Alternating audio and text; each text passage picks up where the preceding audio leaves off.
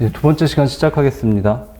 시작하기 전에 자료에 오타가 발견이 돼서 자료 있으시면 바로 고치시면 좋을 것 같고 21년 기출문제 해설에서 61페이지입니다. 그래서 별거 아니고 여기 락토스가 분해되면 포도당과 갈락토스인데 저당이라고 잘못 써놨어요. 나중에 보시고 이게 뭐지 하지 마시고 그냥 저당이 아니고 갈락토스입니다. 그것만 수정하시면 되고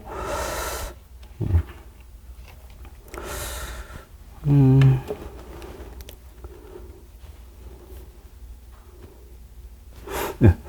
자, 이제 세포과 광합성의 마지막 문제죠. 이게 어려운 부분 잘 공부하셨고 이 부분만 정리하시면 되겠습니다. 식물이 ATP를 합성하는 방법으로 옳은 것만을 보기에서 있는 대로 고른 것은인데 이건 지문이 짧은데 사실 이건 굉장히 어려운 문제입니다. 그래서 이거는 정확한 개념을 알기가 좀 힘들고 맞히신 분들, 틀리신 분들은 왜 틀렸는지 잘 모르실 거고 맞히신 분들도 정확히 이해하고 맞히신 분들 많지 않을 거예요.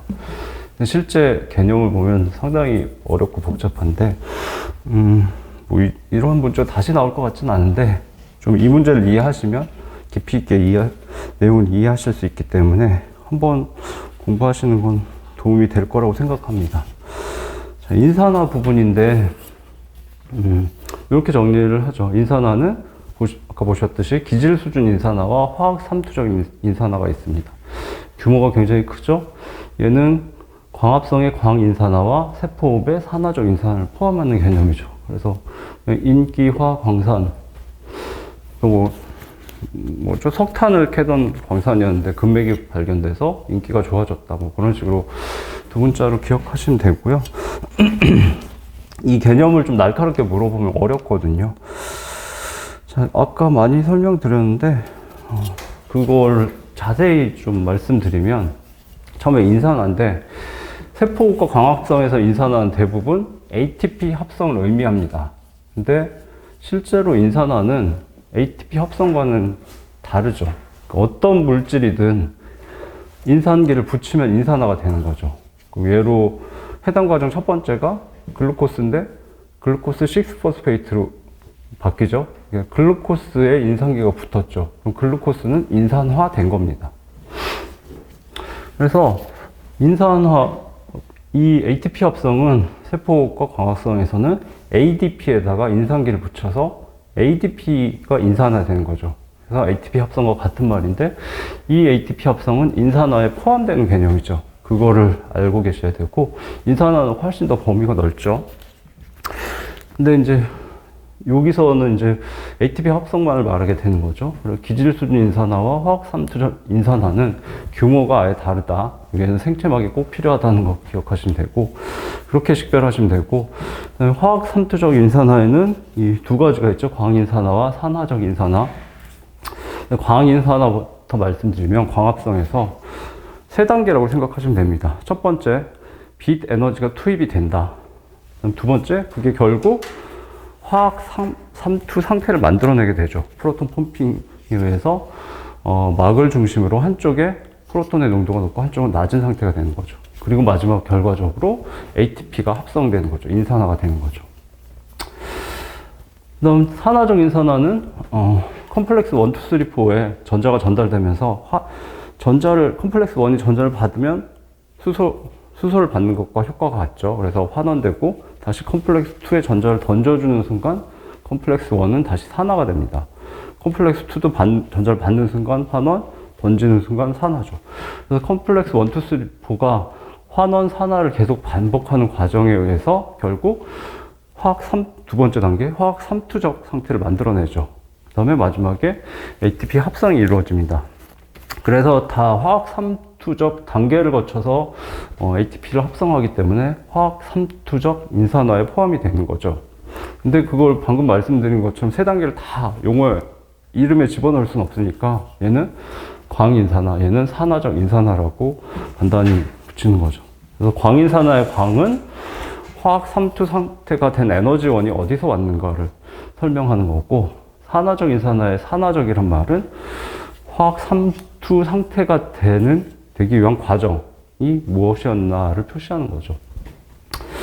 그래서 용어는 상당히 이게 어렵습니다. 생각보다.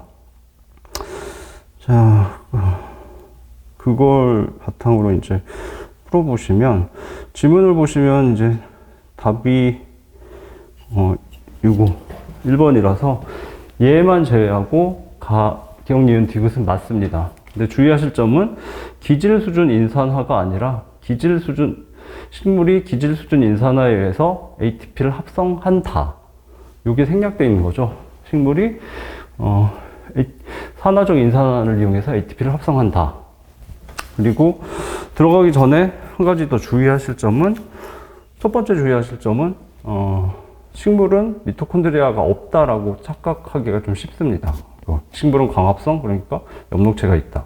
동물은 세포호흡을 하니까 미토콘드리아가 있다라고 생각해서 실제로 시험 문제에서도 식물이 미토콘드리아를 안 갖고 있는 것처럼 출제가 됩니다. 잘 되죠. 근데 식물 당연히 먹고 살아야 되니까 미토콘드리아 있습니다. 그러니까 세포 공생설에서 처음에 원시 진핵세포에 미토콘드리아, 호기성 세균이 먼저 들어갔죠. 예. 근데 그 진화된 이제 진핵세포에서 엽록체, 남세균까지 받은 게 식물세포고 남세균은 안 받은 게 동물세포가 된 거죠. 그래서 식물세포는 당연히 미토콘드리아와 엽록체 둘 다 가지고 있다는 게 첫 번째 주의하실 점이고, 두 번째는 아까 보신 인산화와 ATP 합성은 정확히는 다른 개념이다. 여기서는 두 개를 식별을 해야 맞출 수 있게 나옵니다. 예, 그걸 주의하시고, 자, 기억, 니은, 디귿이 맞는 지문이고, 자, 기억부터 보시면 예, 기질 수준 인산화라고 나와 있지만 기질 수준 인산화에 의한 ATP 합성이 있는 거를 보셔야 됩니다. 근데 이거 뭐 아까 다 공부하셨죠? 식물세포도 세포호흡을 하기 때문에 미토콘드리아를 갖고 있고, 세포호흡은 5단계죠. 그 중에 여기 해당 과정과 TCA 사이클에서 기질 수준 인산화가 일어나서 ATP가 합성이 되죠. 해당 과정은 ATP 2개 투입하고 4개를 건지는 과정. 그 다음에 TCA 사이클에서는 C알코 스푸마록에서 숙신일코에 의해서 숙신산으로 바뀔 때 GTP가 형성이 되고 다시 ATP가 형성이 되죠. 다 막반응 관계없는 기질 수준, 작은 수준의 인산화에서 ATP가 합성이 되는 겁니다. 그래서 맞는 지문이죠. 뭐, 이 펜프 테이블 이걸 이용하셔도 돼요. 그래서 빠르게 이렇게 그리시면 ATP가 어디서 나오는지. 이쪽은 산화적 인산화하고 요 위만 기질 수준 인산화죠. 기질 수준 인산화는 진핵세포의 세포질이나 매트릭스에서 일어나고 여기 두 군데서 일어나죠. 요 두 개는 TCA 사이클에서 숙신일코A가 숙신산으로 바뀔 때, 산화적 인산화는 NADH와 alpha-ADH2가 생성된 다음에 전자전달을 통해서 ATP가 합성이 되죠. 자, 그 다음에 산화적 인산화에 의한 ATP 합성. 당연히 식물세포도 미토콘드리아가 있으니까 이 부분에서 NADH와 alpha-ADH2가 결국 컴플렉스 1, 2, 3, 4에다가 전자를 전달하고 그럼 프로톤 펌핑이 일어나서 ATP 합성되죠. 산화적 인산화죠. 그래서 산화적 인산화에 의한 ATP 합성 일어납니다. 그다음 광인산화 당연히 일어나죠. 예. 광합성을 하는 엽록체를 갖고 있기 때문에 1단계, 2단계가 전자전달계, 1단계가 전자전달계, 2단계가 ATP 합성. 그래서 우리 키사시 페피를 통해서 결국 사이토크롬 복합체가 프로톤 펌핑을 하고 ATP가 합성이 되죠. 이것까지 맞는 지문입니다. 리을이 약간 골치 아픈데 켈빈 회로에서의 인산화에 의한 ATP 합성은 일어나지 않습니다. 켈빈 회로는 아예 ATP를 합성하지 않거든요. 그래서 ATP를 소모만 하죠. 보시면 이제 PD 겔겔루죠. 그래서 ATP가 소모되는 부분 찾으시려면 이름을 보시고 인산기가 몇 개 붙어 있는지 찾으시면 되죠. 다이포스포글라이세릭 애시드니까 여기 인산기 2개. 그 다음에 RUBP, 리블로스 비스포스페이트니까 인산기 2개. 일로 갈 때 ATP가 소모되면서 인산기를 붙이는 거죠. ATP 소모는 되지만 ATP 합성은 일어나지 않습니다. 근데 만약에 이거를 빼고서 켈빈 회로에서 인산화라고 하면 그건 맞습니다. 일어나죠. PGA가 인상기가 하나 더 붙어서 DPGA가 됐죠. PGA가 인산화된 겁니다. 그래서 용어의 개념 문제인데 켈빈 회로에서 인산화는 일어납니다. 얘 PGA가 인산화되고 P결도 결국 인산화돼서 RUBP가 되겠죠. 그렇지만 얘는 ATP 합성은 아니죠. 그래서 켈빈 회로에서 인산화에 의한 ATP 합성은 안 일어납니다. 예. 그래서 그 개념 때문에 날카롭게 이해하지 못하면 상당히 어려운 문제였죠. 마지막으로 강조해드릴 부분은 인산화하고 ATP 합성은 정확히 다른 문제인 거죠. 그리고 이제 인산화 개념이 이렇게 있으면 ATP 합성, ADP의 인산화에 의한 ATP 합성은 여기 들어가죠. 근데 만약에 화학적으로 ATP 구조를 생각해 보죠. 이게 라이보스가 있죠. 5탄당 오각형이고 끝이 산소죠. 그다음에 5번째 탄소는 튀어나와 있습니다. 1번 탄소에 아데닌이 붙어 있죠. 2번 탄소에 OH가 붙어 있죠. 스몰 d가 없기 때문에 디옥시라이보스가 아니고 라이보스죠. 3번 탄소에 OH, 4번은 중요하지 않고 5번 탄소에 인산기가 3개가 결합된 게 ATP인데 여기 인산기 3개 중에 하나를 끊어내면 ADP죠. 네, 다이포스페이트. 거기에다 인산기를 붙이면 ATP 합성이 됩니다. 근데 화학적으로 이 ATP 구조에서 아데닌이 잘린 구조예요. 네, 그러면 라이보스하고 트라이포스페이트만 있는데 거기다 아데닌을 갖다 붙였다. 그러면 걔도 ATP 합성이죠. 이게 화학적인 개념이라서 시험에는 안 나오는데 이 ATP 합성이라는 것도 정확히는 ADP의 인산화에 의한 ATP 합성입니다. 예. 그것까지 아실 필요는 없는데 개념을 좀 날카롭게 갖고 계셔야지 좀 맞출 수 있는 문제였습니다. 자, 그 다음에 예, 드디어 세포호흡이 끝났네요. 예.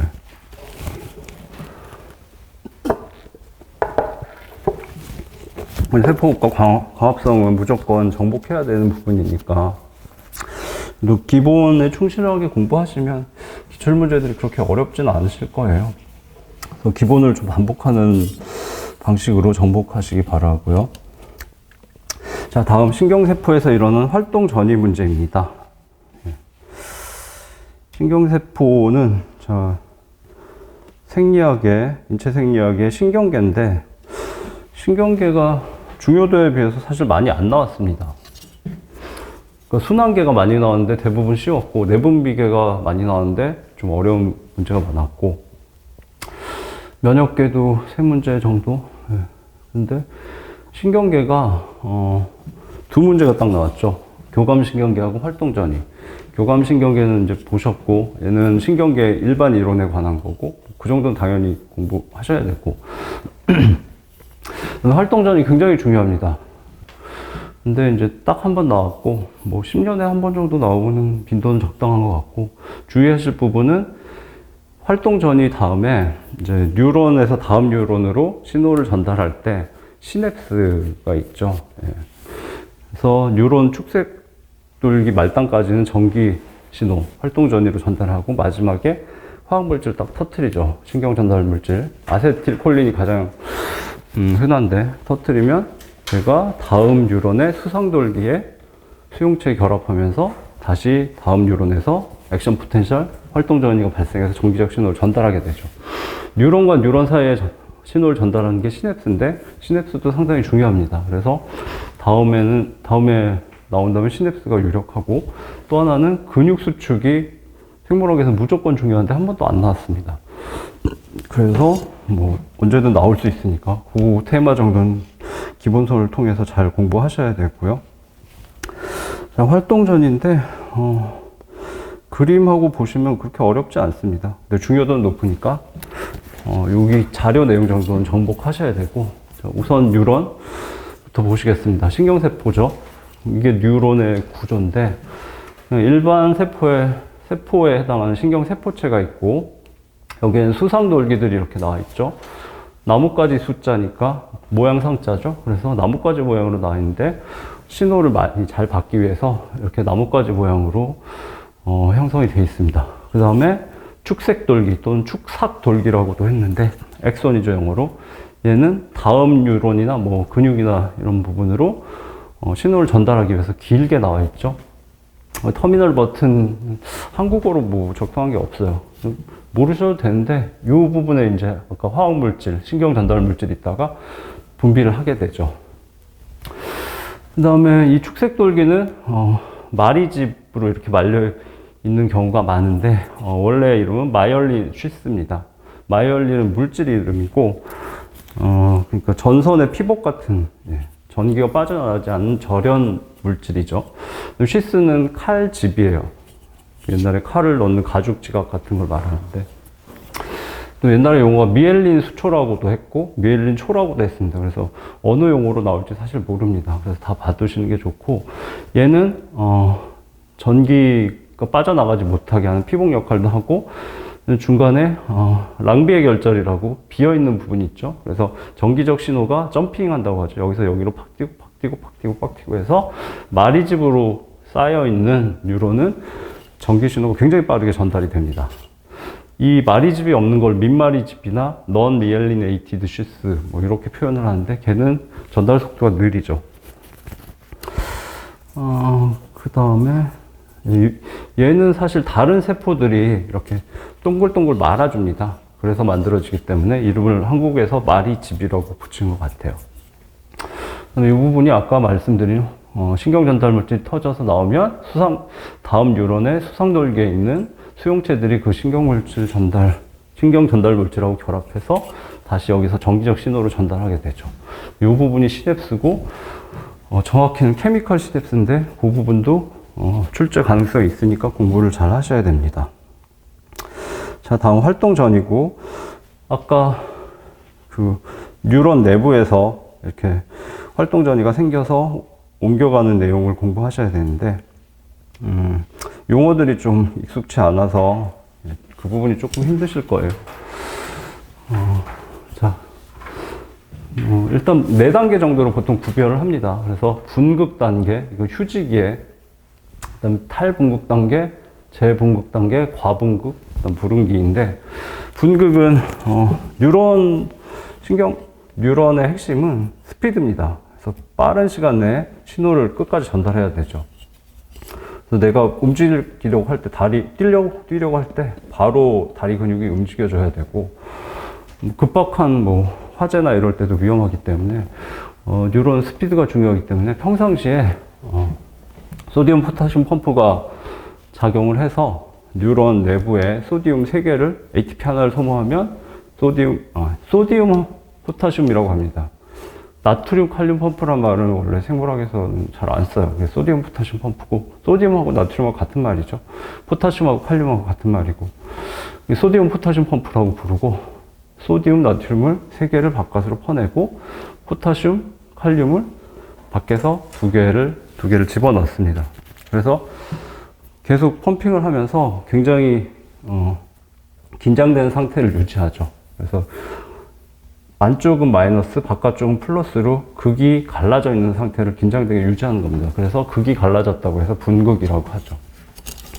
얘는 이제 신호가 오면 실제로 액션 포텐셜이 발생하는 시기인데, 이 시기는 분극을 벗어났기 때문에 이제 탈분극이라고 하고, 그럼 일을 다 끝냈기 때문에 원래대로 돌아가야 됩니다. 그래서 이 시기는 다시 재분극, 분극으로 돌아가기 위한 시기고, 과분극 및 불응기가 있습니다. 그래서 그림으로 보시면은 되는데, 활동전이에서는 이 동그라미가 뉴런입니다. 그냥 길게 안 그리고 동그랗게 그렸는데, 4가지 막단백질이 주인공이에요. 그 막단백질의 기능만 공부하시면 핵심을 보시는 건데, 첫 번째는 소디움 포타슘 펌프죠. 두 번째는 포타슘 채널인데, 얘는 여기 4번째가 볼티지 게이티드 포타슘 채널입니다. 볼티지 게이티드는 이 세포 질 안에 전이가 바뀌게 되면 깜짝 놀라서 열리는 거죠. 그래서 평상시에 닫혀 있다가 전이 변화를 감지하면 순식간에 열립니다. 근데 얘는 그게 아니고 그냥 전이 변화에 관계없이 열리는 일반 채널입니다. 통로죠. 그 다음에 3번째가 볼티지 게이티드 소디움 채널입니다. 얘도 얘처럼 전이가 바뀌면 깜짝 놀라서 열고 소디움, 나트륨만 통과시킬 수 있습니다. 얘는 포타슘만 통과시킬 수 있고 얘도 포타슘, 칼륨만 통과시킬 수 있죠. 4가지 주인공이 있고 자, 첫 번째, 아직 자극이 오지 않은 평상시에는 말씀드린 대로 소디움 포타시 펌프가 소디움을 3개를 퍼내고 포타시움 2개를 집어넣어서 긴장 상태를 유지합니다. 근데 3개가 플러스 1짜리가 3개가 나오고 2개가 들어왔죠. 그럼 플러스 1이 빠져나가는 것과 같죠. 그래서 내부는 마이너스가 됩니다. 그래서 평상시에는 마이너스 70mV를 유지하는데 이 수치는 암기하셔야 됩니다. 마이너스 70mV, 그 다음에 이게 역치인데 마이너스 50mV, 최대 35mV. 이 수치는 암기하셔야 되고, 자, 평상시에 마이너스 70을, 내부가 마이너스 70mV죠. 실제로 정확한 원인은, 이거 소디움 포타시움 펌프 때문이기도 하고, 내부에 음전하를 띤 단백질들이 많기 때문이기도 하고, 그 다음에 2번 포타시움 채널은 이 볼티지 게이티드 포타시움 채널에 비해서 숫자가 굉장히 적어요. 몇 개 안 되는데, 얘는 그냥 열려 있습니다. 그래서 포타시움이 조금씩 슬슬 빠져나가요. 나트륨, 소디움은 못 지나가죠. 플러스 1이 빠져나가니까 여기는 마이너스 70mV를 유지합니다. 그래서 그게 붕극 상태고 평상시에 긴장을 유지하고 있는 거죠. 두 번째, 이제 자극이 왔다. 그러면 활동 전에 액션 포텐셜을 만들어내는데 간단합니다. 요 3번 볼티지 게이티드 소디움 채널이 열립니다. 열리면 나트륨들이 계속 소디움 채널들이 다 열리면 나트륨들이 밖에 쌓여 있겠죠. 예. 포타시움 못 지나가고 나트륨들이 안으로 쏟아져 들어옵니다. 그러면 내부가 플러스가 되죠. 플러스 1가짜리 이온들이 들어오니까. 그래서 여기까지 쭉 올라가게 되죠. 그래서 이게 탈분극 상태고 35mV까지 올라갑니다. 그러면 사실 액션 포텐셜이 다 생긴 거고, 그러면 이제 원래대로 돌아가기 위한 과정이 진행이 되죠. 그게 이제 재분극 상태인데, 이번에는 네 번째 볼티지 게이티드 포타시움 채널이 열립니다. 나트륨 못 지나가고 포타시움은 여기 쌓여 있었죠, 내부에. 그게 막 빠져나갑니다. 그러면서 플러스 1가들이 빠져나가니까 내부가 다시 마이너스가 되는 거죠. 그래서 전위가 확 떨어집니다.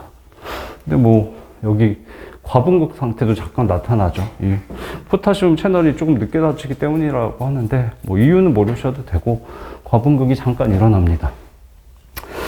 그 다음에 불응기인데, 자, 전위는 마이너스 70V로, 70mV로 여기나 갔죠. 그렇지만 문제는 지금 분극 상태로 돌아가기 위해서는 소디움과 포타시움의 위치가 완전히 바뀌어 있습니다. 예. 분극 상태에서 나트륨이 밖에 있어야 되는데, 나트륨 들어왔죠. 여기서 포타시움 나갔죠. 그래서 거꾸로 돼 있어요. 그래서 다시 이 소디움 포타시움 펌프가 작용해서 나트륨 빼내고 포타시움을 다시 넣고 원래대로 돌아가기 위한 시간이 필요하죠. 그게 불응기입니다. 이때는 자극이 와도 액션 포텐셜이 생기지 못합니다. 처음하고 다른 상태이기 때문에. 그게 액션 포텐셜의 기본이고, 저 그림하고 표 같이 보시면서 공부하시면 이해가 되실 거예요. 그래서 처음에 휴지 상태, 분극 상태에서는 주로 소디움 포타시움 펌프가 작용하죠. 그래서 전위가 마이너스 70mV고 자극이 오면 탈분극 상태가 되는데, 핵심은 볼티지 게이티드 소디움 채널이 열린다. 그래서 밖에 쌓여있던 소디움들이 안으로 들어오면서 전위가, 세포 내부의 전위가 증가해서 35mV까지 올라간다. 그럼 재분극은 이제 다시 원래 분극 상태로 돌아가기 위한 기간인데, 볼티지 게이티드 포타시움 채널이 열리면서 포타시움이 안에 쌓여있죠. 그게 밖으로 다 빠져나가면서 전위가 확 떨어지죠. 마이너스 70mV까지. 근데 그다음 이제 과분극 상태도 잠깐 거치고 다시 이제 분극기로 가야 되는데, 소디움과 포타시움 위치가 반대이기 때문에 소디움 포타시움 펌프가 계속 작동하면서 원래 위치로 돌려놓는다. 그 개념입니다. 그래서 그것만 이해하시면 핵심을 이해하신 거고, 몇 가지 좀 작은 사항들이 있는데, 뭐 기본서에 다 나오지만 한번 보시면, 역치라는 게 존재합니다. 요 탈분극 상태에서 자극이 약해서 여기까지 가고 끝나면 그냥 0으로 돌아옵니다. 원래대로. 여기 마이너스 50mV를 역치라고 하는데, all or nothing 게임이라고 하죠. 실무율이라고 또 합니다. 그래서 요걸 넘었을 때는 끝까지 올라가지만, 이 50mV를 안 넘었을 때는 그냥 원래대로 돌아갑니다. 그래서 역치가 존재한다는 거.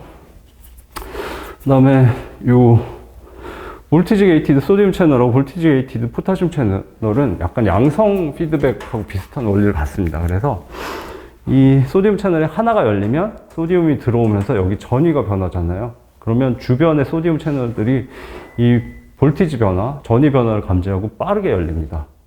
그래서 하나가 열리면 뭐 두세 개가 열리고 그러면 기하급수적으로 빠르게, 그래서 순식간에 다 열려서 소디움이 쏟아져 들어올 수 있도록.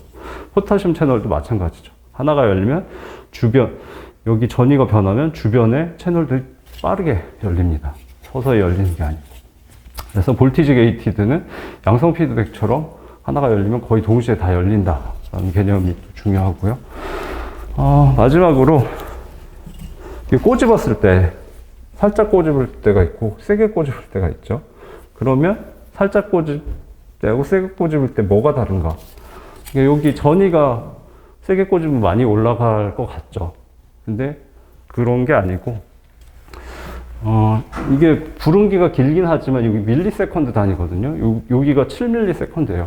그러니까 10의 마이너스 3승이니까 굉장히 짧은 시간에 여기 진행되고 부름기가 진행이 되는데, 약하게 꼬집으면 이 액션 포텐셜, 활동적인 전위가 발생하는 빈도가 느린 거죠. 세게 꼬집으면 활동 전위가 빠르게 생길 겁니다. 그 차이라서 그것도 시험에 잘 나옵니다.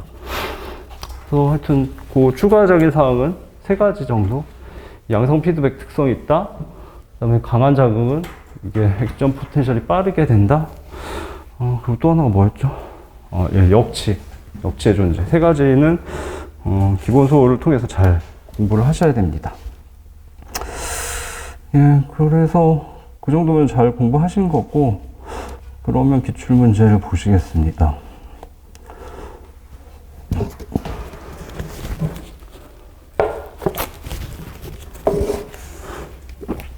네, 얘가 용어가 익숙하지 않아서 틀리실 수 있으니까 분탈제과거든요. 분탈제과 잘 기억하시고, 그 다음에 여기서는 소디움 포타슘 펌프가 역할을 하고, 여기선 소디움 볼티지 게이티드 소디움 채널이 핵심이다. 그럼 여기서는 볼티지 게이티드 포타슘 채널이 핵심이다. 그거를 중심으로 기억하시면 기억이 나실 거예요. 돌아갈 땐 다시 소디움 포타슘 채널이 중요한 역할을 하겠죠. 자, 활동 전이에 관한 설명으로 옳은 것은 기억, 포타슘 이온의 투과도는 휴지 상태에 비해 활동 전이의 하강기에 더 크죠. 하강기가 아까 재분국 상태인데, 여기죠. 하강기, 재분국 상태. 이렇게 전위가 떨어지는 건 볼티지 게이티드 포타슘 채널이 확 열리기 때문이죠. 그래서 포타슘들이 다 빠져나가기 때문이고, 이때는 포타슘 이온에 대한 투과도가 가장 높은 상태시죠. 그래서 틀린 질문이 되겠습니다. 자, 니은번 활동 전이의 상승기에는 소디움 이온의 투과도가 포타슘 이온의 투과도보다 크죠. 당연한 얘기죠. 상승기, 탈분국 상태죠. 자극이 와서 이렇게 올라가는 상태인데, 탈분국의 핵심은 볼티지 게이티드 소디움 채널이 다 열리는 거죠, 순식간에. 그러면 소디움들이 쏟아져 들어오면서 전위가 상승해서 플러스 35까지 가게 되는 거죠. 이때는 포타슘들은 이동할 방법이 별로 없고 소디움들은 빠르게 이동합니다. 그래서 소디움의 투과도가 비교도 안 되게 클 수밖에 없죠. 그래서 맞는 지문이죠. 디귿번, 전압 개폐성 이온 통로, 볼티지 게이티드 아이온 채널이죠. 아까 두 가지, 볼티지 게이티드 소디움 채널과 볼티지 게이티드 포타슘 채널에 작용을 막을 경우 활동 전이 생성되지 않는다. 작용을 막아버리면 아예 여기서 이제 자극이 와서 탈분국 상태로 가려면 얘들이 열려야 되는데 얘가 못 열리면 아무것도 되지 않겠죠. 그리고 그걸 묻는 걸 수도 있고, 그다음에 아까 양성 피드백 기능이 있다고 말씀드렸죠. 하나가 열리면 옆에 애들이 깜짝 놀라서 빠르게 열린다. 그 기능이 없어도 액션 포텐셜이 순식간에 이렇게 역치까지 못 올라갑니다. 그러니까 액션 포텐셜이 생성이 될 수가 없죠. 볼티지 게이티드 아이온 채널의 기능이 여기 액션 포텐셜의 핵심이기 때문에 작용을 막으면 활동 전이는 생성되지 않습니다. 네, 활동 전이는 그 액션 포텐셜을 번역한 말이라 제가 그게 익숙해서. 네. 자, 그 다음 순환계 및 호흡계고 얘는 쉬운 문제였습니다.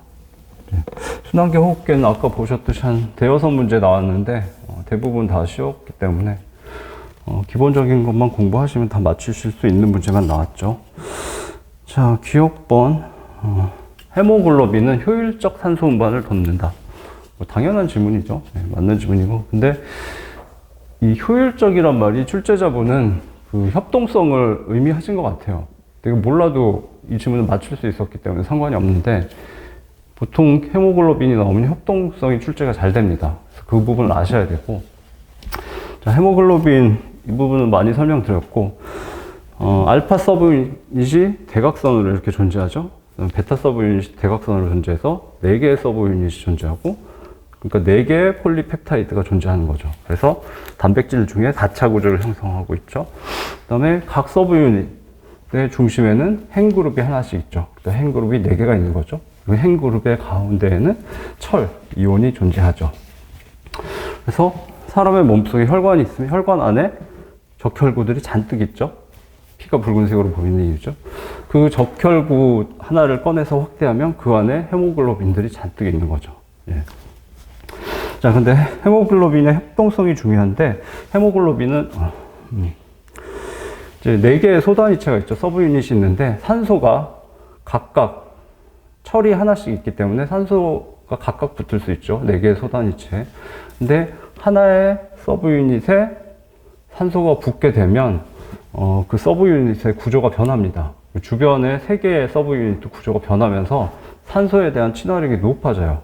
2개가 붙으면 더 높아지고 3개가 붙으면 더 높아집니다. 그래서 제가 산소를 붙였어. 나도 붙이고 싶어 상태가 되는 거죠. 그래서 산소가 하나 붙으면 빠르게 붙습니다. 이제 혈액이 막 순환하면 그 혈액 속에 적혈구가 있고 헤모글로빈이 있는데, 그 헤모글로빈이 이제 폐포까지 왔다. 그러면 폐포 근처에 오면 폐포에는 O2, 산소의 농도가 높죠. 분압이 높죠. 그 상태가 되면 빠르게 산소 분자들을 빨리 붙여야 될 거 아니에요. 그때 협동성 때문에 순식간에 하나가 붙으면 4개까지 후두둑 붙이게 됩니다. 빠르게 붙이고 다시 돌아서 이제 온몸의 조직세포로 가면 거기는 이제 산소의 농도가 낮고 이산화탄소의 농도가 높죠.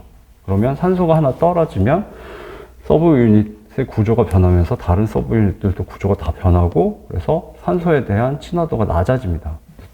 제가 산소를 떨어뜨렸으니까 나도 떨어뜨릴 상태가 돼서 순식간에 산소를 떨어뜨리고 걔가 조직세포에 전달되는 겁니다.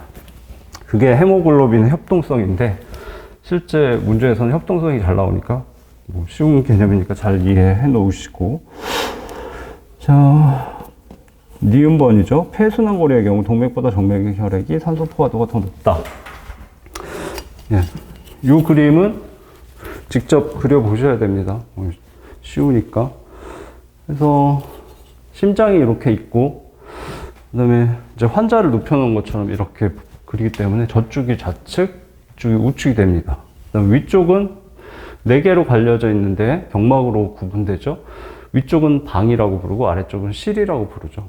뭐 방이나 실이랑 똑같은 방이라는 의미인데 이제 이름을 붙인 거죠. 그래서 얘는 좌심방, 얘는 좌심실, 우심방, 우심실이 되죠. 예. 이거 그리시고, 그 다음에 이 4개의 공간 중에서 가장 힘이 센 공간은 좌심실입니다. 예. 여기 근육이 가장 두껍고 가장 강합니다. 이유는 얘가 온몸에, 머리에서부터 발끝까지 피를 보내줘야 되기 때문에. 방 2개는 실로 피를 모아주기 위한 거라서 그렇게 근육이 강하진 않습니다. 실에 비해서는. 심실 근육이 방의 심방 근육보다 훨씬 더 강하죠. 그래서 출발을 하는데 일단 방으로 들어가면 무조건 아래 실로 들어간다는 거 이해하시고, 그 다음에 산소의 농도가 높은 피를 동맥혈이라고 하고, 산소의 농도가 낮고 이산화탄소 농도가 높은 피를 정맥혈이라고 합니다. 그래서 빨간색과 파란색으로 보통 그려요. 그래서 지금 폐에서 바로 왔기 때문에 얘는 깨끗하고 산소가 많은 피입니다. 동맥혈이죠. 그래서 붉은색으로 그리시고, 좌심실에서 빠져나와서 온몸의 조직세포로 갑니다. 뭐 뇌부터 팔다리, 내장, 발끝까지 다 가는 거죠. 조직세포에 가서 산소를 전달해주고 나니까 얘는 이제 산소 농도가 낮은 정맥혈이 되죠. 그래서 돌아오는데 대각선 위치로 돌아옵니다. 그래서 우심방으로 들어가죠. 예. 근데 지금 산소를 다 줘버렸기 때문에 다 파란색이죠. 그래서 우심방으로 가면 바로 실로 들어가고, 자, 여기서부터 여기까지가 체순환고리 또는 온몸 순환고리죠. 예.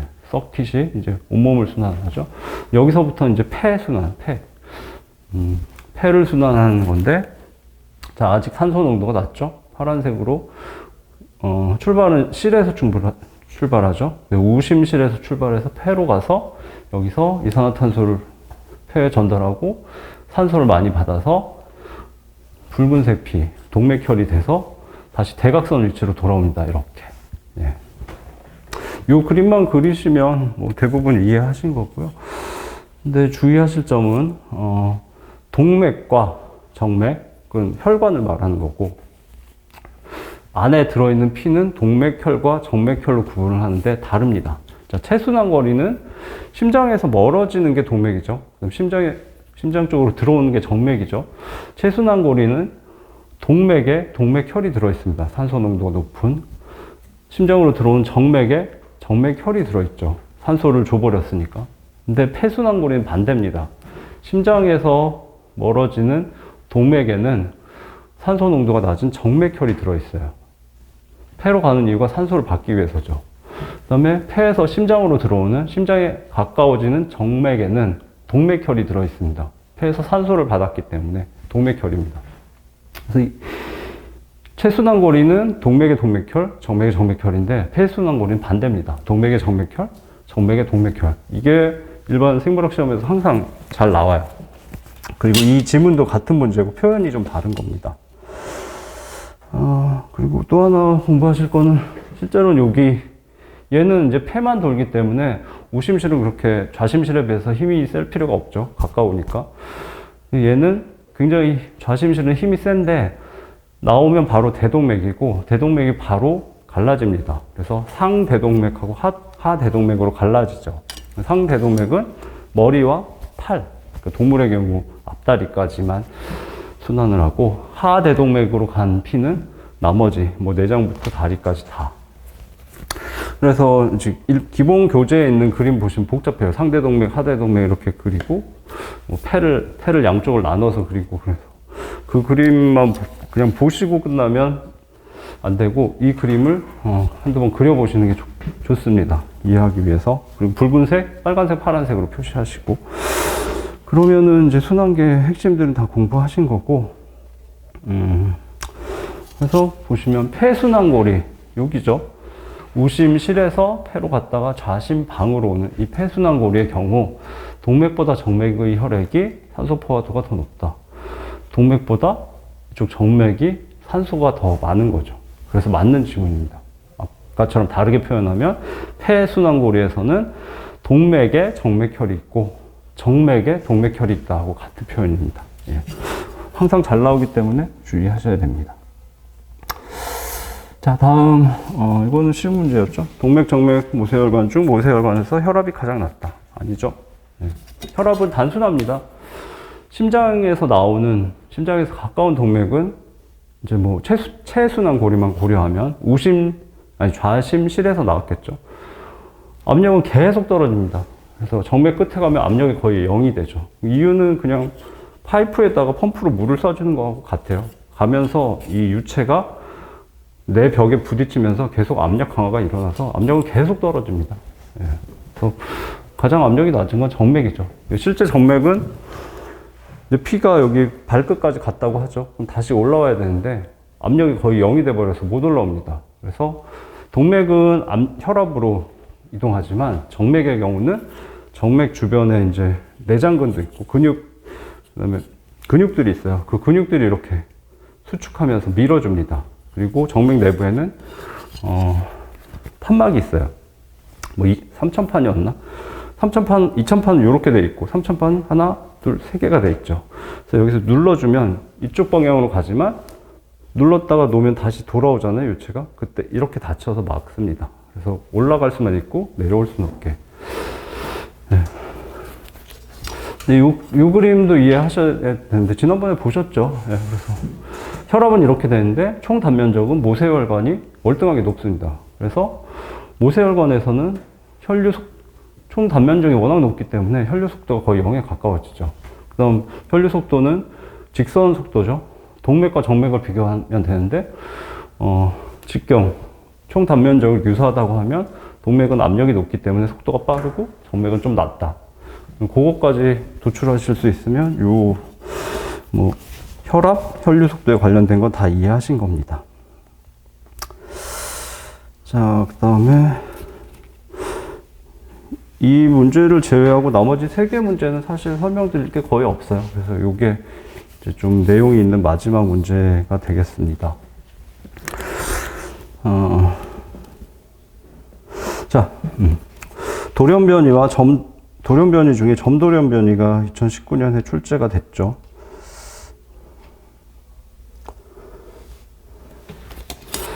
돌연변이는 이제 말씀드렸듯이 중요한데, 한 번도 출제가 안 되다가 18년에 돌연변이가 나왔는데 쉬웠고, 여기서 점돌연변이가 조금 어렵게 출제가 됐습니다. 앞으로도 10년에 한 번 정도는 출제될 만한 비중이 있기 때문에 한 번은 정복하셔야 된다고 보고요. 이 내용을 보시기 전에 기본 이론을 먼저 보시겠습니다.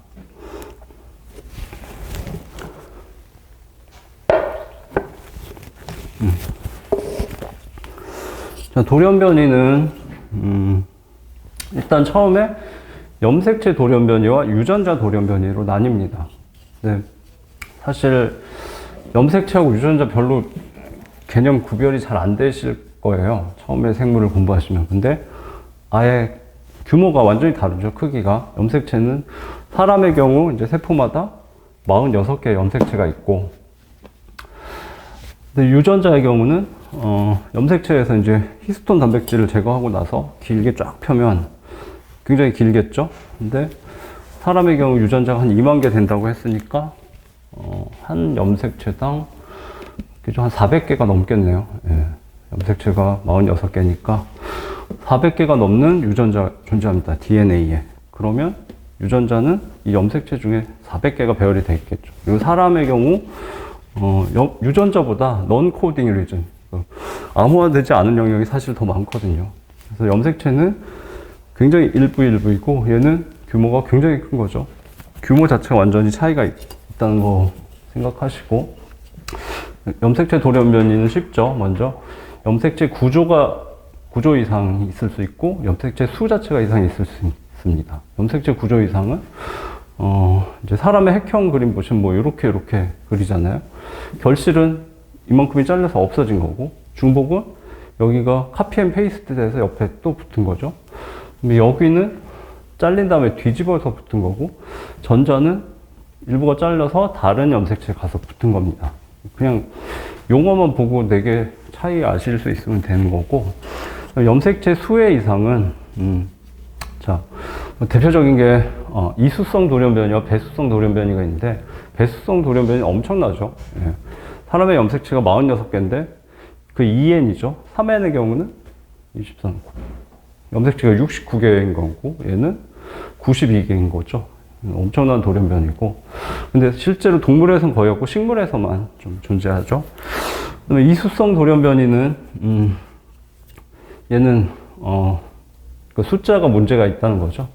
그래서 사람의 염색체 46개를 핵형을 분석을 하면 상동 염색체는 서로 붙이죠. 그럼 23쌍을 이렇게 크기별로 배열을 해서 21번 염색체 그러면 이제 크기 순으로 21번째죠. 그 상동 염색체 쌍에 2개가 있어야 되는데 3개가 있는 거죠. 상 염색체 이상, 염색체가 하나 더 있는 거죠. 터너 증후군의 경우는 여성의 경우 이제 마지막에 XX 염색체가 있어야 되는데 X가 2개가 아니라 하나가 있는 거죠. 그래서 좀 약간 남성적인 경향을 나타낸다고 하죠. 성염색체 이상입니다. 그럼 뭐 염색체 돌연변이 쉬우니까 기본서의 그림하고 한번 보시면 끝이고, 자, 그 다음에 이제 유전자 돌연변이가 어렵죠. 2018년에 이 문제가 나왔어요. 사실 똑똑한 초등학생도 맞출 수 있는 정도였고, 이번에는 점돌연변이, 치환돌연변이가 나왔는데 이건 조금 어렵습니다. 근데 이 부분은 뒤에 자세한 테이블을 만들었는데 이걸 공부하시면 되죠.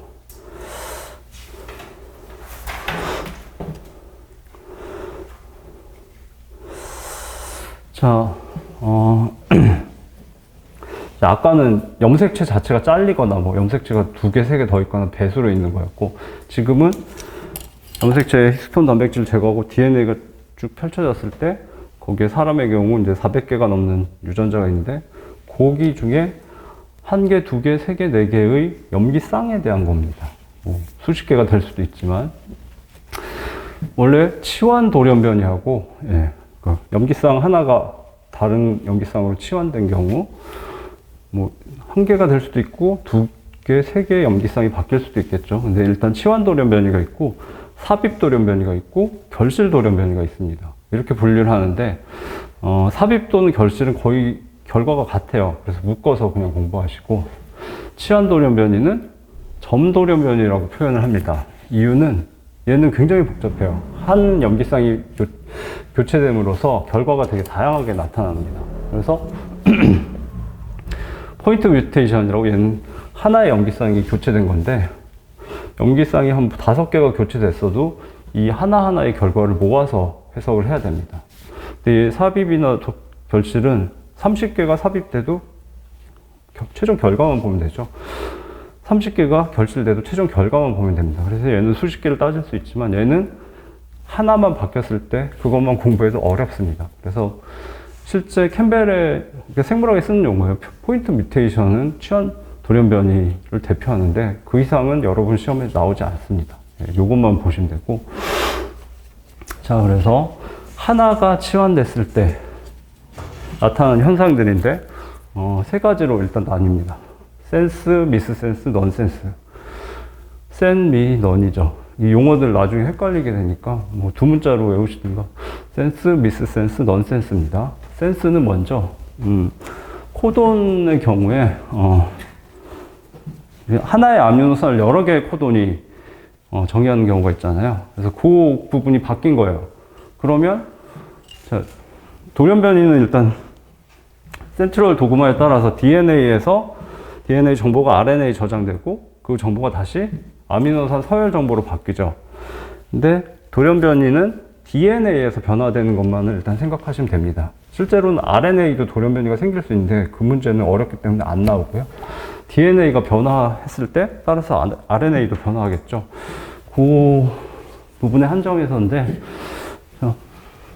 그래서 2종 이상의 코돈이 한 종의 아미노산을 지정하니까 그게 바뀌었을 때는 원래하고 똑같은 아미노산이 생성이 되는 거죠. 그게 센스 뮤테이션입니다. 그래서 여기 예시를 보시면 여기 DNA가 돌연변이가 일어나고 따라서 RNA가 바뀌고 그다음에 아미노산이 바뀌는데 DNA는 굳이 표시 안 하고, 자, 정상 DNA에서 정상 RNA가 나오면 GGC라서 글라이신이 나옵니다. 근데 이제 DNA에서 포인트 뮤테이션, 점 돌연변이, 치환 돌연변이가 발생해서 하나가 치환된 RNA가 생성이 돼서 GGA가 됐어요. 근데 둘 다 글라이신을 코딩하기 때문에 아미노산은 원래하고 똑같은 글라이신이 나오는 거죠. 그래서 센스 뮤테이션, 침묵 돌연변이입니다. 사일런트 뮤테이션이라고도 하고, 우리말로는 보통 침묵 돌연변이에요. 뭐 돌연변이가 일어나는지 모르니까 이렇게 부릅니다. 사일런트 뮤테이션이라고. 마지막 걸 먼저 보시면 넌센스 뮤테이션인데 원래는 종결 코돈이 없었어요.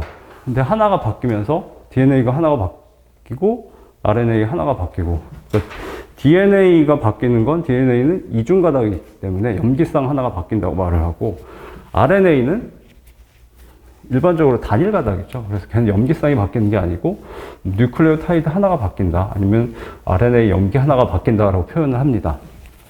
어찌됐든 DNA 하나가 치환되고 RNA 하나가 치환되는데 갑자기 중간에 UCA가 UGA가 돼버렸어요. 그럼 얘는 종결 코돈이죠. 아미노산이 붙다가 라이보솜이 붙일 때 그냥 끝나버립니다. 그래서 거기까지만 아미노산들이 이제 폴리머리제이션 되죠. 그래서 종결 코돈 때문에 원래 체인 터미네이션 뮤테이션이거든요. 그래서 그냥 아미노산 체인이 끝나버리죠. 우리말로 사슬 종결 돌연변이라고 나올 가능성이 높습니다. 넌센스죠. 얘는 거의 기능을 할 수 없겠죠, 일반적으로. 자, 미스센스는 종결 코돈은 생성이 안 되는데 이제 코돈 때문에 다른 아미노산이 생성이 된 거죠. 근데 얘는 또 두 가지로 나눕니다. 그래서 같은 특성을 가진 아미노산으로 치환됐을 때는 최종적으로 단백질이 만들어졌을 때 똑같이 기능에 이상이 없을 수도 있어요. 뭐 있을 수도 있지만. 그러니까 여기 예시로는 자, 아스파르틱 애시드가 글루타믹 애시드로 바뀐 거죠. 둘 다 애시드이기 때문에 수용액에서 마이너스 1가 음전을 갖습니다. 특성이 유사하죠. 크기는 조금 다르지만. 근데 얘가 원래 뭐 단백질인데 효소라고 하죠.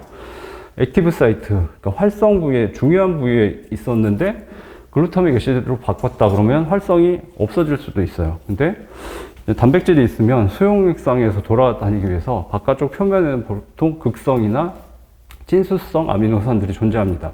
그 아미노산인데 그 아스파르틱 애시드가 표면에 존재했는데 글루타믹 애시드로 바뀌었다. 근데 바뀌고 나서 단백질 구조도 거의 안 변하고 활성 부위는 거의 구조 변화가 없다. 그러면 활성을 똑같이 가질 수도 있습니다. 예. 또는 뭐 라이신, 알지닌이 나올 수도 있죠. 둘 다 플러스 1가 아민을 갖기 때문에 라이신이 알지닌으로 변화됐는데 활성 부위 근처가 아니고 단백질 구조가 변화가 없다 그러면 원래와 똑같이 기능을 유지할 수가 있습니다. 할 수도 있고 안 할 수도 있는 거죠. 네, 그래서 똑같이 기능을 유지하는 경우에는 중립 돌연변이란 말도 씁니다. 뭐 어려워서 안 나올 것 같긴 한데 한번 봐두시고, 그다음에 이제 다른 아미노산으로 치환됐다. 그러니까 효소인데 활성 부위에 있는 핵심적인 아미노산인데 뭐 이제 글루타믹 애시드다. 그래서 마이너스 1가를 가져야만 되는데 얘가 비극성 아미노산으로 바뀌었다 그러면 기능을 못 하겠죠. 얘는 기능에 문제가 생길 가능성이 높습니다.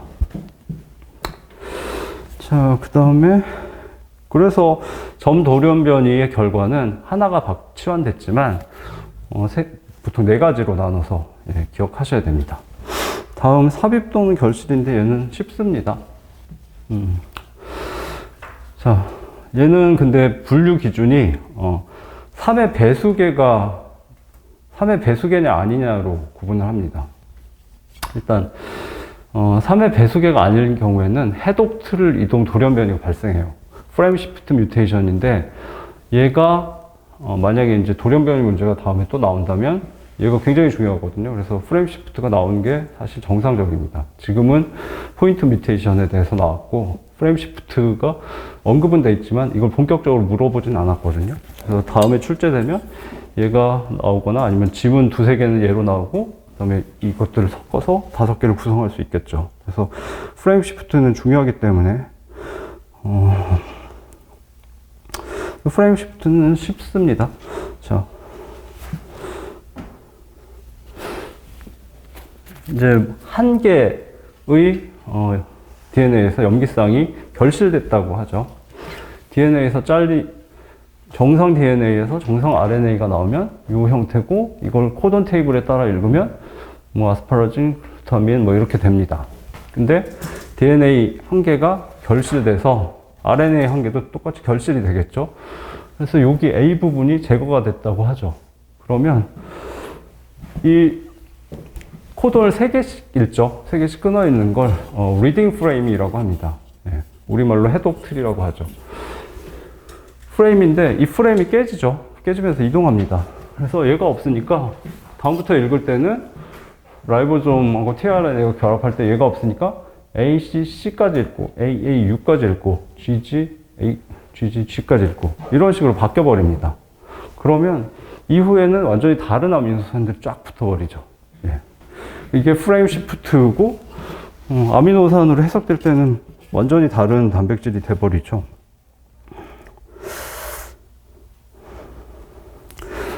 그래서 3의 배수계가 아닌 1개, 2개, 4개, 5개, 7개, 8개가 삽입되는 경우도 그렇고 결실되는 경우도 그렇고 해독틀이 이동합니다. 프레임 시프트가 일어날 수밖에 없죠. 그러면 그 이후에 아미노산들은 전혀 엉뚱한 게 붙죠.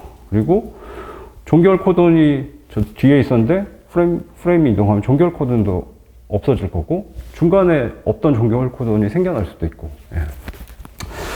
그 다음에 3의 배수계가 있을 때는 3개나 6개나 9개가 추가되거나 삭제됐을 때는 프레임 시프트가 안 일어나겠죠. 예. 프레임이 3개 단위로 되어 있기 때문에. 그래서 얘는 돌연변이 일어납니다. 3개가 추가되면 아미노산 하나가 추가는 되겠죠. 그렇지만 그 이후에 아미노산들은 원래 아미노산들하고 동일하죠. 그래서 프레임 시프트는 안 일어납니다. 돌연변이는 맞지만 프레임 시프트 뮤테이션, 해독틀 이동 돌연변이는 아닙니다. 그래서 이게 시험에 잘 나와요. 별로 어렵진 않지만. 그래서 이 테이블을 좀 공부하시면 되고, 그 다음에 이 테이블을 공부하실 때 첫 번째로 각 개념들을 이제 이해하셔야 되죠. 뭐 어렵지 않죠. 두 번째로 출제되는 게, 그러면 조금 더 어렵게, 이런 돌연변이들이 일어났을 때 이것들을 물어봅니다. mRNA가 변하는가, 길이가 변하는가, 폴리펩타이드. 처음에 번역이 일어나서 라이보솜에서 아미노애시드들이 결합돼서 나왔을 때는 단백질은 아니죠, 정확히는. 아미노애시드들이 쭉 결합된 단백질의 1차 구조, 폴리펩타이드입니다. 그 단백질이 프로틴 폴딩, 단백질 접힘이 일어나고, 뭐 추가 가공이 일어나서 기능을 가질 때 비로소 단백질이 되죠. 그래서 엄격히 이제 폴리펩타이드 길이 변화가 있는가, 그다음 단백질이 제대로 기능을 하는가, 이런 것들을 물어볼 수 있습니다. 요거는 여러분들이 상상력을 좀 발휘하셔야 돼요. 개념을 이해하면 어렵지 않죠. 자, 점돌연변이, 얘는 치환 돌연변이죠. DNA에서 돌연변이가 일어났을 때 mRNA 길이는 변하지 않죠. 예. 치환됐기 때문입니다. 그 다음에 폴리펩타이드 길이 변화. 얘는 똑같은 아미노산이 나오니까 안 변하죠. 그 다음에 단백질 정상이죠. 그다음에 얘의 경우는 같은 특성 아미노산, 라이신이 알지닌으로 바뀌거나 글루타믹 애시드가 아스파르틱 애시드로 바뀐 경우죠. 폴리펩타이드 길이 변화? 예, 없죠. 예. 그 다음에 기능 유지될 수도 있고, 뭐 안 될 수도 있지만, 특정한 경우에는 유지될 수 있고, 유사 단백질이 되는 거죠. 그럼 다른 특성 아미노산으로 치환되면, 얘도 폴리펩타이드 길이는 변화가 없죠. 하지만 기능 이상이 많이 발생하겠죠. 그럼 얘는 사슬 종결이니까, 종결 코돈이 중간에 오기 때문에, mRNA는 길이 변화가 없지만, 폴리펩타이드는 중간에 잘려버립니다. 예. 그러면 대부분 단백질 기능 이상이 있겠죠. 종결 코돈 생성 때문에 그럴 수밖에 없고요. 그 다음에 이제 삽입 또는 결실 돌연변이의 경우, 얘의 경우는 mRNA 길이 변화? 당연히 있죠. 예. DNA가 염기쌍 5개가 삽입되면 mRNA도 5개가 증가하겠죠. 결실되면 똑같이 결실되고, 그 다음에 이게 이제 폴리펩타이드 길이 변화죠. 폴리펩타이드 길이 변화는 해독틀 이동이 일어나면 종결 코돈이 깨질 가능성이 높기 때문에, 그리고 새로운 종결 코돈이 생길 수도 있고, 당연히 길이는 바뀔 수 있습니다. 바뀔 경우가 많겠죠. 얘도 뭐 6개의 DNA 염기쌍이 삽입이 됐다. 그럼 아미노애시드 2개가 추가되겠죠, 중간에. 그러니까 당연히 길이 변화합니다. 얘는 거의 기능 이상이고, 얘도 기능이 이상이 생길 가능성이 높죠. 그 부분을 여러분 상상력을 발휘해서 이제 뭐 푸셔야 됩니다. 거기까지가 이제 돌연변이, 어려운 유전자 돌연변이 부분이었고요.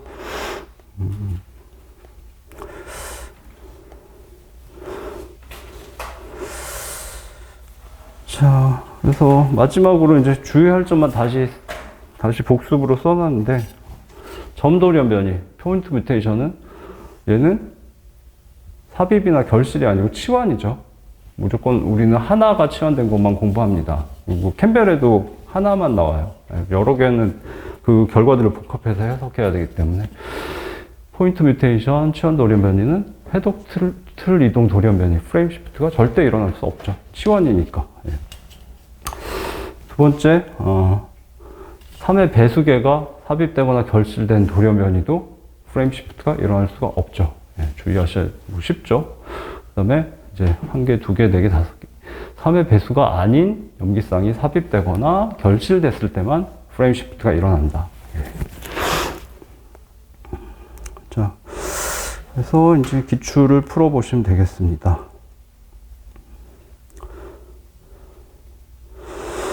자, 어떤 유전자의 엑선 부위에서, 인트론 부위에서 뮤테이션이 일어나면 상관이 없습니다. 예. 해관에서 벌써 RNA 스플라이싱에 의해서 잘리기 때문에, 단백질이 변하지 않죠. 그래서 엑선 부위에서 이제 뮤테이션이 일어나는데, 한 개의 염기쌍이 다른 염기쌍으로 바뀌는 치환이죠. 돌연변이죠. 한 개만 나옵니다. 포인트 뮤테이션. 이런 종류의 돌연변이 유전자가 번역될 경우 예상할 수 있는 결과가 아닌 것은 딱 보시면 5번이죠. 프레임 시프트는 절대 일어나지 않습니다. 치환이기 때문에. 예. 그래서 얘가 답이고 이제 이것들은 발생할 수 있죠. 그래서 첫 번째 1번부터 보시면 그러니까 포인트 뮤테이션, 점돌연 변이는 프레임 시프트가 일어날 수 없다만 알면 맞힐 수 있는 문제였죠. 전공자들은 30초 내에 맞추셨겠죠. 자, 정상보다 길이가 짧은 폴리펩타이드에는 넌센스죠. 예, 사슬 종결 돌연변이는 중간에 종결 코돈이 생성돼서 그냥 폴리펩타이드가 중간에 잘려버립니다. 그 다음에 단일 아미노산이 치환된 비정상 폴리펩타이드 생성. 예.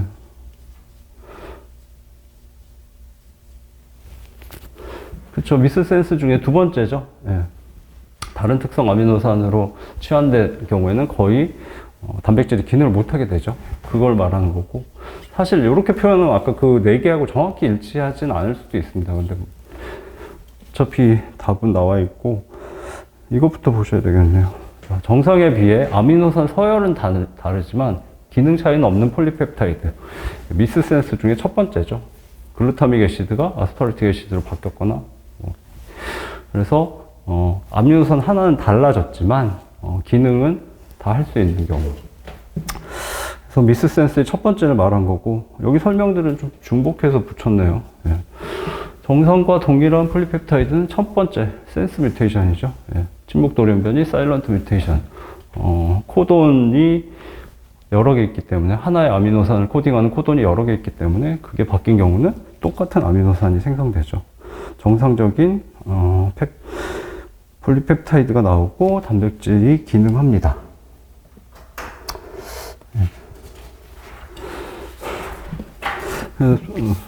돌연변이는 그렇게 쉽진 않습니다. 근데 뭐 공부하시면 다 이해하실 수 있을 거고. 그 다음에 이제 세 문제 남았는데 얘는 10분, 20분이면 끝날 것 같은데 어떻게 할까요? 10분만 휴식하고 진행하시죠. 예.